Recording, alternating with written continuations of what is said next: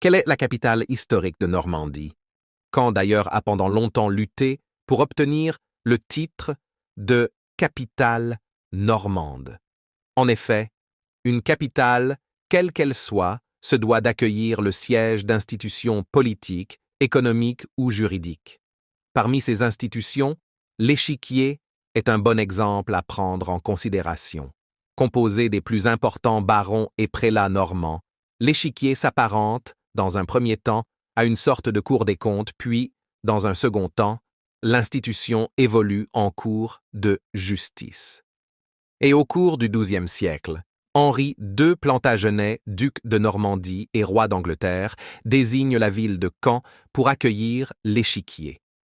Néanmoins, au cours des siècles suivants, l'échiquier retrouve son caractère instable. Il se tient à Falaise, à Caen et, de plus en plus, à Rouen.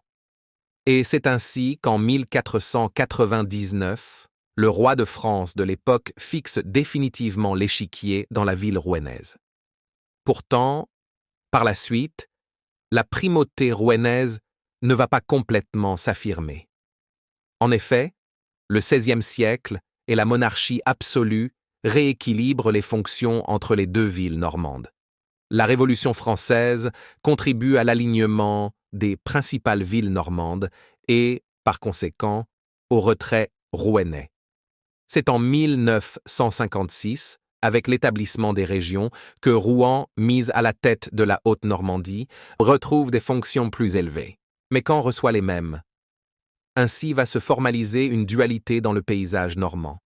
À tel point qu'en 2016, l'État et les élus régionaux ont coupé la poire en deux quand il a fallu trouver une capitale administrative pour la Normandie réunifiée. La préfecture de région est installée à Rouen, tandis que le conseil régional est implanté à Caen. En conclusion, et cela sera mon point de vue personnel, que ce soit historiquement, culturellement ou économiquement, la ville de Rouen est la capitale de la Normandie.